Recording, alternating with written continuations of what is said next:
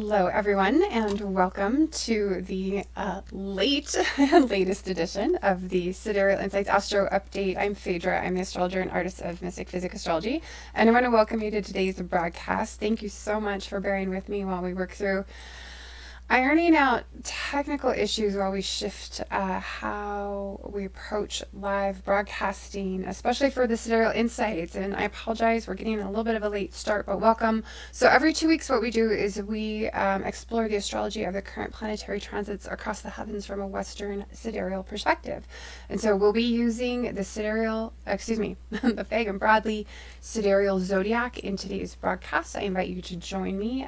You can grab a copy of your chart using a sidereal zodiac and follow along. There's a calculator online at mystickphysick.com/siderealtools. And really my aim with this broadcast is to provide guidance for you on how you can consciously use the energy of the transiting planets to affect your life in a positive way. So the idea is basically that we work with responding to our transits rather than simply reacting to them. And if we just kind of look ahead, we can get a sense of what's coming. We can be better prepared. And so thank you for watching. I want to invite you to like and share the broadcast, tag a friend if you know someone who might be interested in what we're covering today. And I apologize. So in addition to the late start, we're not live broadcasting on YouTube right now. Normally we're live broadcasting to Facebook and YouTube. And I apologize. There were technical hiccups today and I couldn't iron them out. And with a late start, I just thought it would be better to get things underway and get the replay uploaded to the YouTube channel as quickly as possible. But thank you so much for joining us. Today what we're going to be doing is kind of catching up on where we're at with retrograde season for the mid-year kind of slowdown. We'll recap where we're at with that. We're going to talk a little bit about the new moon in Taurus coming up on the 22nd and kind of take a look at where we're positioned within eclipse season.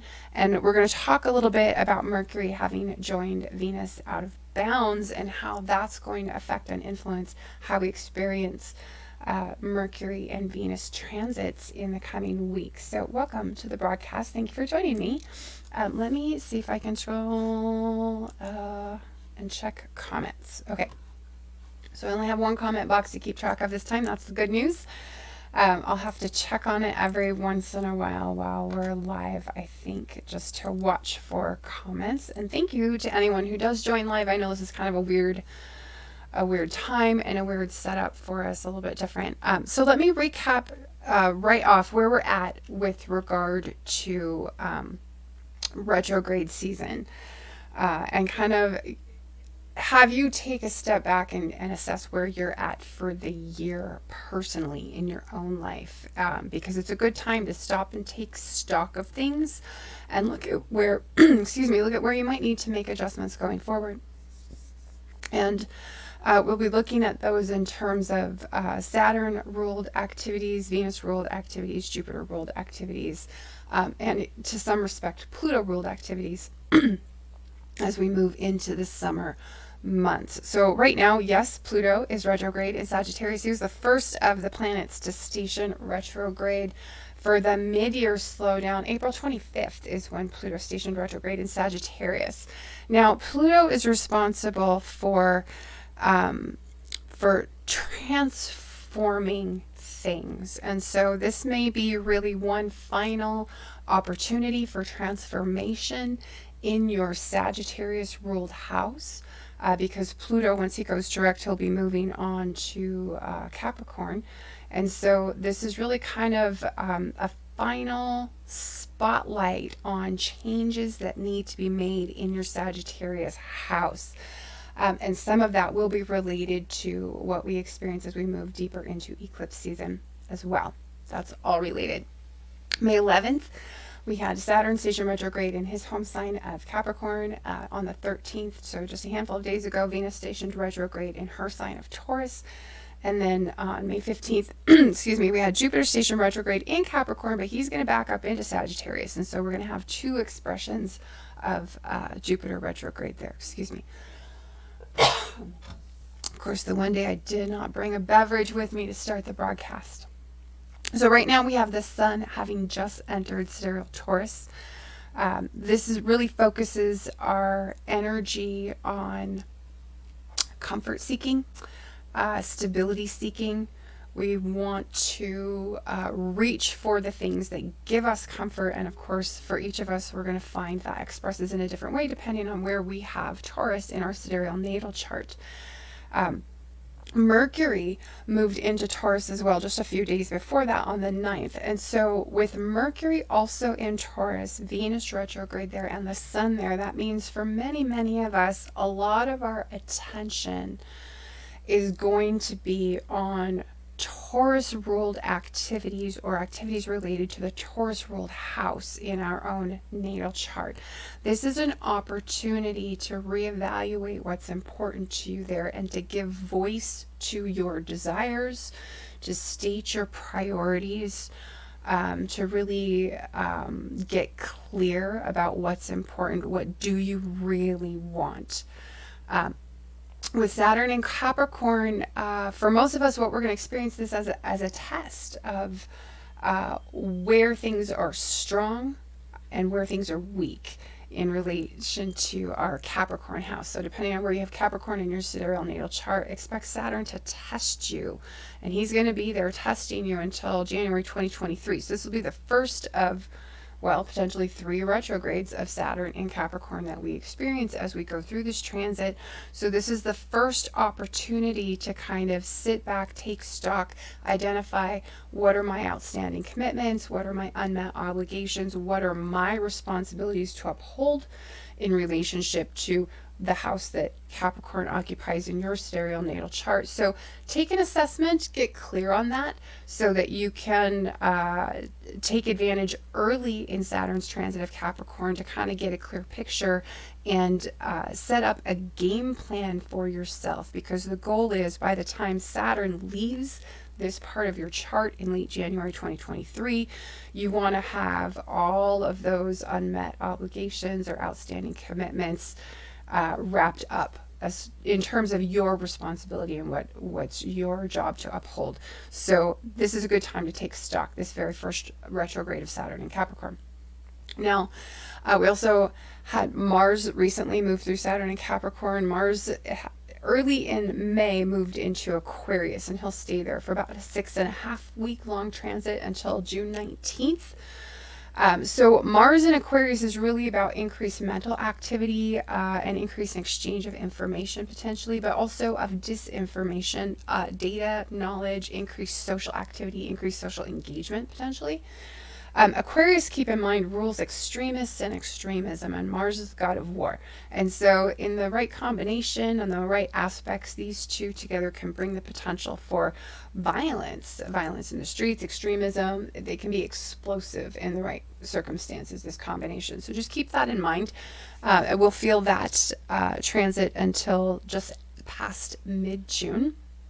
Jupiter also in Capricorn. Now keep in mind, Jupiter is not in his best placement in Capricorn. He entered Capricorn April 6th. He's going to be there until early 2021, with the exception of a period later this year where Jupiter will backtrack into Sagittarius. So Jupiter is in fall in Capricorn. So this can bring out some of Jupiter's worst tendencies and some of Capricorn's worst expressions. It can lead us to kind of be dictatorial in a way. We might tend to throw our weight around about things, especially in regards to our Capricorn house. This can be about abusing our authority. We can tend to have kind of a my way or a highway or the highway attitude in these less favorable expressions of Capricorn energy, right? And where Jupiter tends to expand what he touches, so in this placement it expands the negative things, the more unpleasant aspects. So this could be situations around like escalation of commitment or being excessively stubborn, kind of clinging to old ways of doing things that just aren't suited to your modern experience, clinging to outmoded and outdated traditions or values. That can be an unhealthy expression of this. All work and no play can be an expression of too much Capricorn energy, right? We can also, with this combo, see a little bit of rebellion against authority, right? We might be more willing to push back against what we see as limitations that are being imposed on us by outside authority. And we might be more inclined to test boundaries in that regard. So watch for that type of energy during Jupiter's transit of Capricorn. It also can be a period when the chickens come home to roost, right? So this can be when those unmet obligations or unmet commitments, places where we haven't upheld our responsibility, that can come back to bite us, and we come back to feel the consequences of that. I would say a signature of this transit could be frustration, frustrated energy, frustrated intention, whatever is the obstacle between taking what may seem like really incredibly brilliant ideas and making them real in the material world.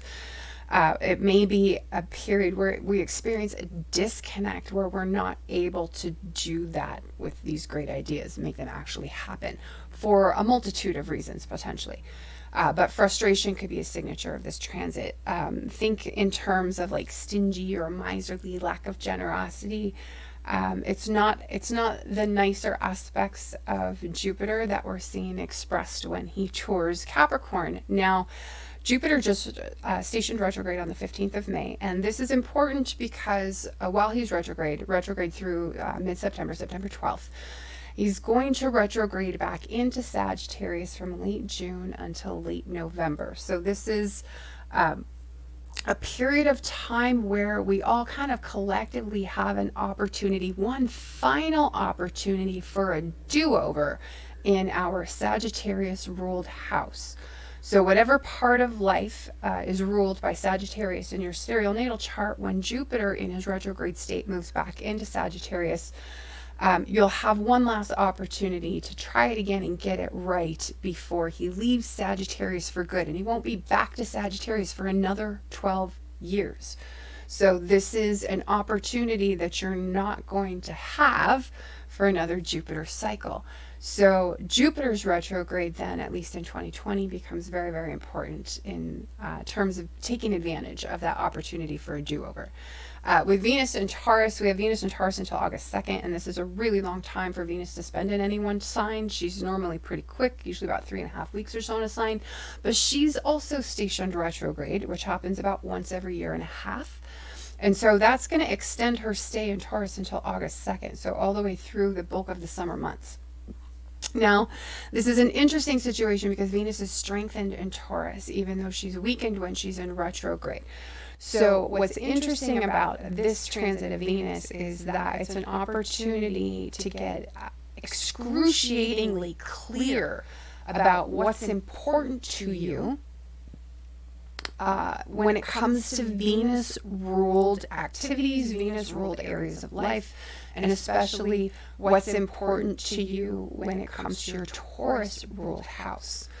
So with all of the time that she's spending in this house and the retrograde position there fairly early on in Venus's tour through Taurus, you get the opportunity to step back and reassess, reevaluate, get clear, and then as she moves forward and finishes up the rest of her transit of Taurus, you can really act on and implement the clarity that you gained during her retrograde. And like I said, this is an opportunity with Venus that we only get about once every 18 months. So I would definitely encourage you to take advantage of it. Deborah says that's good advice. Thanks for joining me live, Deborah. It's good to see you on. So there's some other things to know about Venus retrograde. Things like bargain hunting for art, antiques, these sorts of things can be fruitful, but generally speaking, it's not a good time for Venus-ruled activities, right? Venus rules beauty, money, relationships, love. She rules things that we value, things that are important. She rules business, right? So generally, initiating things around these types of activities is not a good idea. But if you've had a purchase on your mind for some time related to art or antiques or jewelry, some type of Venus ruled investment that you've been considering, if an opportunity comes up during Venus retrograde, act on it, because you may be in for a bit of a treat in terms of what you're able to score. Oftentimes during Venus retrograde, we are forced to let go of things that are valuable to us at a loss due to circumstances that we just are having to respond to or act within. Sometimes we let go of things at a loss because we don't realize the true value of what it is that we had. Venus retrograde, of course, is an excellent time for reconsidering those sorts of things. But these are the circumstances when it comes to like selling off something valuable that we might find ourselves caught in. And so if you've been considering this kind of a purchase and you come across an opportunity, it may be that the person on the other end of that deal is experiencing one of these two situations. However, if this is maybe just an impulse thing coming up for you, I would hesitate, just because there may be a flaw in the value of what it is you're seeking to buy, and just acting on impulse may not be the wisest decision for you in that case. It's also true that you would want to stay away from things like elective cosmetic surgery or changes to your appearance. I would not try any sort of radical new hairstyle or beauty look. If you have to have some sort of reconstructive or reparative surgery, of course, by all means, do what you need to do. But if you have a choice and it's elective and it's cosmetic, kick the can until Venus is direct. You want her full support behind important changes to your looks. Otherwise, you're not likely to be happy with that final result. Stick with your same stylist. Don't go changing stylists. Unless you're doing something extraordinarily temporary. And by that, I mean it washes off. Like not over months, but over days. Because there's a really strong chance that you might not be happy with the result, or maybe you're incredibly happy with the result, but it's not something that you would do every day. Maybe you'd only do it for a special type of occasion. Now, Venus retrograde is also true that you may end up reconnecting with a past lover. For some folks that can happen, but it's not a good time to begin a new love affair. So if you meet someone during Venus retrograde, keep the brakes on, take it slow. You may not be seeing that person clearly, and you may not have full clarity about them until after Venus goes direct. We may be experiencing life a little bit through rose-colored glasses when it comes to romantic things when Venus is retrograde. So don't make any sort of long-term commitments during Venus retrograde. Okay, and if your relationship does have issues, expect them to surface during Venus retrograde, or if they've been ongoing and not fully resolved, they may resurface during Venus retrograde. And so this is an opportunity to try and finally iron those things out, or you may need to reassess whether or not your relationship is worth sustaining in the long run. That's also something to consider. With this particular transit we've had, at the same time, Venus out of bounds. She went out of bounds on April 2nd, and she will be out of bounds for a few more weeks until the 1st of June. And Venus out of bounds inclines us to more unusual or eccentric expressions of within relationships or art or fashion or jewelry. So the more avant-garde, right? Business direction, as we've said in past broadcasts, can also take a turn for the unusual and creative. So out-of-the-box thinking can be really profitable when Venus is out of bounds. But with Venus retrograde, you wouldn't want to be starting any sort of brand new business venture. You'd want to use this out-of-the-box thinking and the opportunity for profitability to be for some sort of short-term thing that you can do within your business that keeps you agile in your industry, responding to whatever changes you might be experiencing right now, but it may not be a permanent thing that you would adopt long term, if that makes sense. So apply that lens to your own business, your own industry, and see what you might turn up. As I said, Venus retrograde through June 26th, she'll finally leave her shadow of her retrograde July 28th. That's when Venus will finally get back up to full speed. Okay? So this is a time when you want to reevaluate things. You want to take a closer look at your priorities, your values, your relationships. You want to get really clear on what's important and what isn't, and look for what it is you need to let go of or clear out that represents values you no longer hold or things that are no longer important to you. This is a time to be looking at what should you be cashing in on, right? but wait until after the retrograde to actually sell off if we're talking about actually selling valuables. Okay. Now, as we move ahead, we also have Mercury out of bounds. Mercury just went out of bounds on the 16th. And we need to prepare for Mercury's next retrograde. This is something else to be considering. So Mercury went out of bounds on the 16th. He'll be out of bounds until June 10th. And so just that first about third of the month of June.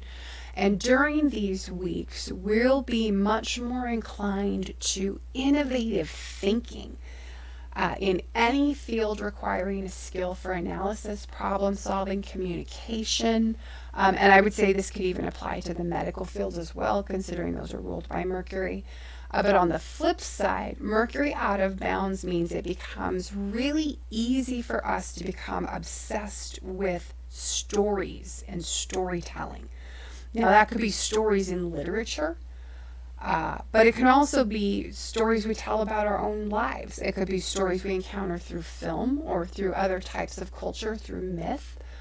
But it could be the stories that we're repeatedly telling about our own experience. And oftentimes when we find that we've been telling a story, it's not a story that serves us, uplifts us, or empowers us. And so this is a time to really be cognizant of, are you telling a story about your experience? And is the story that you're telling really serving you?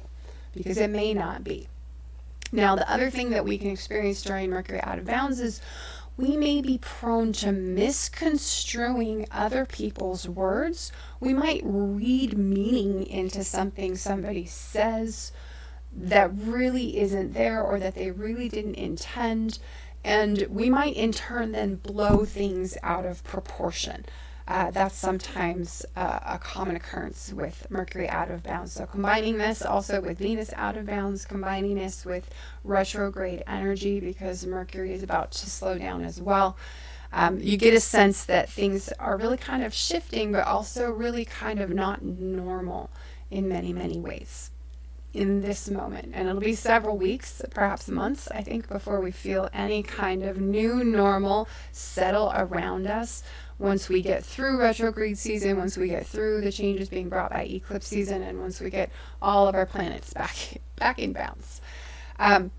Coming up on the 20th, I want to call this date out. We have a Venus square Neptune aspect this day, and this might not be something I would necessarily call out as being super important. It's important for people for whom Neptune or Venus are important personal planets.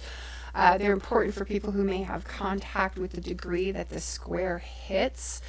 But I want to call it out because this square is active as we move into the new moon, which is on the 22nd, and because this square is tangled up in that new moon, and because that square happens on a date where an eclipse is going to be active. So the 20th of May is one of the dates that I called out on the June and July 2020 eclipse season video for folks who happen to have a personal planet or a point at 5 or 6 degrees of Gemini.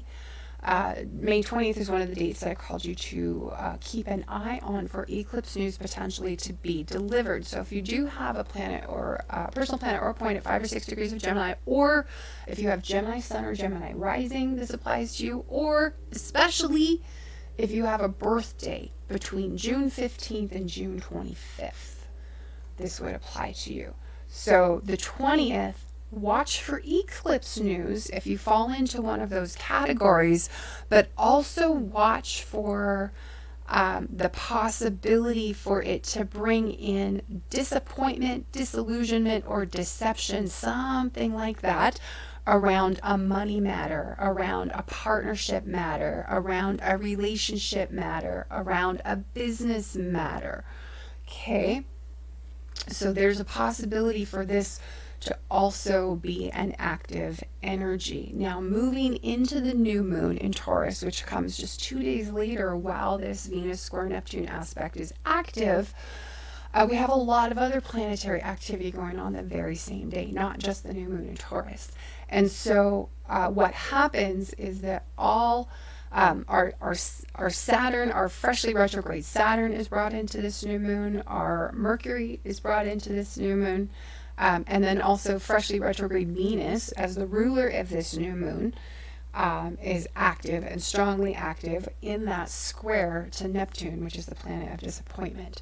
So what I see here is a new moon that raises the possibility of going back on a commitment or learning something that you wish you hadn't. A new moon that could bring up a disappointment in love or partnership matters, like I mentioned before, or you could see like a renegotiation of terms around something, especially around something ruled by Venus. Now, what I want to say about this new moon, and I didn't put it here in my notes, I still have them scribbled on my chart here. So Venus rules this new moon, right? She's in Taurus, she's retrograde. So what I want to really underscore is that this is a new moon for reevaluating your priorities, for doing the inner work around self-worth, around self-love, around appreciating your own contributions. But I did also write on here the risk of disappointment in partnership or love matters, risk of disappointment around contracts or agreements, and that this could also affect commerce or other types of business exchange. Okay, I also noted with this new moon in Taurus that patience pays. Okay, so if you take away anything, take away, be patient. Okay. Yes, and here's my notes again. It's around breaking commitments, reevaluating relationships and priorities, doing the inner work, self-worth, second chances, and do-overs. Now, another thing that I want to mention around whatever issue surfaces with this new moon in Taurus, the same issue could resurface in late July around the 27th. Right around the time that Venus is leaving the shadow of her retrograde. Okay? Because she's retrograde now, which means when she goes direct, she's going to make another square to Neptune. And that one's going to come on the 27th of July, right at the same time Mercury's doing some stuff, even while he's in Gemini. This is around information. This is around communication. So this issue with Venus, Mercury, the square to Neptune, disappointment, dishonesty, whatever this issue is, could crop up now and then crop up again in late July. So keep that in mind. That could be important for those of you who are directly affected. On the 25th coming up, we're going to have Mercury move into Gemini, and he's going to retrograde there. So Mercury's time in Gemini is also going to be extended. If you need, this could be a good time to be reading your copy of the Mercury Retrograde Survival Guide so that you can be looking ahead to where does Gemini occupy my chart, what house, what opportunity is this to go back and redo, rework, kind of clean house, clear closets, that sort of thing. Marie Kondo your life when Mercury is retrograde. That's what we do. And so I will add a link to the video description after the broadcast is over. I'll put it in the comments or in the video description so that you can read that if you need to. Also, you're going to want to watch the latest video that is up on the website, the June and July Eclipse Season 2020, critical dates and degrees to know. In that one, I covered the entire 2020 mid-year eclipse season. We looked specifically at how to know if you're going to be personally affected, whether that effect would be challenging or easy to accommodate in your life, and what dates you need to keep an eye on for the entire coming 12 months if you're directly affected by any of the mid-year eclipses. Now, point, there are 3 of them. Normally we only have 2, but we're at a transition point between the end of one eclipse cycle and the beginning of another, where we move out of the Gemini Sagittarius eclipse series and begin the Taurus Scorpio eclipse series. And so where we have this overlap, we're going to have 3 eclipses in a row, and you will get all of the details about all 3 of those, including my take on what you can expect for all 3 eclipses at the website, June, July 2020 Eclipses, Critical Dates, Degrees. I'll drop a link for that as well. Definitely watch that. You're going to want to grab your planning calendar, whatever you keep your appointments in, because there's dates that you're going to want to have noted if you're affected by any one of those 3 eclipses. And I want to invite you to join me live Thursday, May 21st. We're going to have the new moon in Taurus guided intention setting practice at 7:30 p.m. It's not the most ideal of all new moons, but I firmly believe that we can find a way to use just about any astrological energy if we just spend enough time sussing out what's going on in the chart. We can find a way to put it to use. And so we're going to do our guided intention setting practice 7:30 p.m. Mountain Time, 9:30 p.m. Eastern Time. That's also 2:30 in the morning. I'm so sorry. British Summer Time, or 1:30, I think, in the afternoon if you're watching from Australia. Both of those places will be Friday the 22nd. And I will be live in the Sidereal Insights Astrology community on Facebook, and probably also on YouTube at the same time, if I can figure out whatever this hiccup was that was preventing me from multicasting today. But thank you all for joining me. Thanks, Deborah, for joining me on the broadcast. Please, I want to invite you to follow Mystick Physick Astrology on Facebook. Like and share the broadcast if you know someone who might get benefit from what we're talking about here today. And as always, I'd like to invite you to subscribe to the YouTube channel and to click on the notification bell icon so that you never miss a broadcast. Thanks so much for watching, and we'll see you all again next time.